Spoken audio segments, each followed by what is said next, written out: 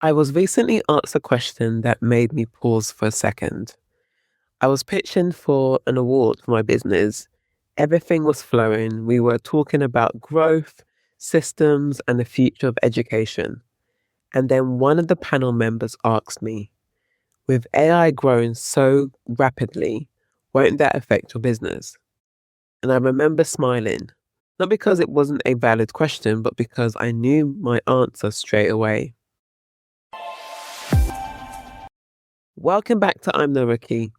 If you are someone who's been in our industry for years, you've built your experience, you know your craft, and now you're thinking about teaching, training, or even creating your own courses, this episode is for you.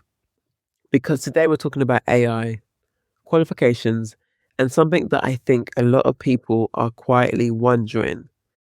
If anyone can learn anything online now, do qualifications still matter?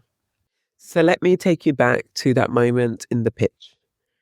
When they asked me that question, what they were really asking was this: if AI can teach people, what's the need for structured learning anymore? And I get it. AI can now help you create lesson plans in seconds. It can help you structure a course. It can answer questions instantly. But as I sat there, I thought about my own journey. I thought about when I first started training in store. I thought about when I moved into international training. I thought about the first time I stood in front of a group outside of my organization and had to deliver training in a completely different environment. None of that came from information alone. It came from practice. It came from structure. It came from being observed, assessed, and developed. And that's when it clicked even more clearly for me anyway. There's a difference between learning something and being recognized for it. The shift for me was this: AI gives access to information, but information is not the same as recognition. And recognition is what creates opportunity. Because if someone wants to step into a college, deliver training in a regulated setting, or assess learners in the workplace, they cannot just say, I learned this online. There has to be evidence. There has to be structure. There has to be a standard. That's what qualifications represent. So if you're listening to this and you're thinking about creating courses, maybe adding training to your spa and salon, or even pivoting into education yourself, this is where I want you to really think carefully. You need to decide early. Are you a skills trainer or are you an accredited training provider? Let me explain what I mean. A skills trainer delivers knowledge and experience. You might run workshops, masterclasses, short courses, things like advanced facials, lash techniques, or even business and marketing sessions. They're flexible, they're great for upskilling, and they absolutely have their place. But they are not regulated qualifications. You're teaching, but you're not certifying in the way that is recognized within a formal framework. Now, on the other side, you have accredited training providers. This is where your courses sit within a recognized structure.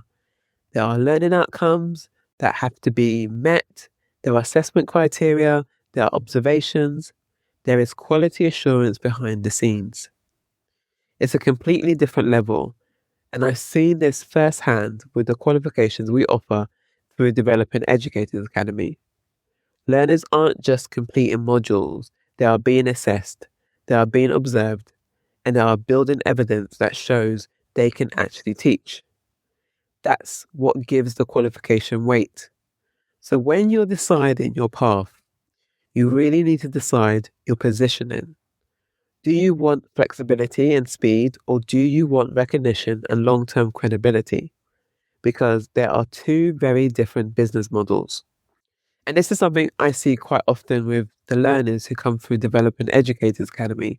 They've already been training in some way, maybe informally, maybe within their workplace. But they get to a point where they realize they want that recognition. They want to be taken seriously in education. That's usually when they start looking into qualifications like the Level 3 award or the Level 4 certificate in education and training, or even the assessor's qualification if they wanted to support learners in the workplace. And even just understanding what's required in those qualifications can shift how you see your role as an educator. Something I want you to think about.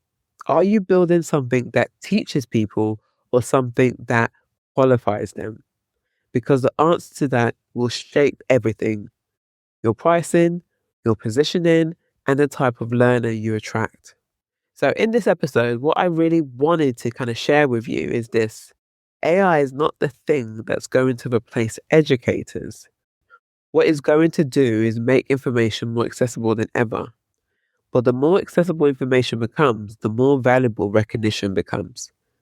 And if you're someone who's thinking about stepping into education or creating your own courses, this is your moment to be intentional about how you position yourself.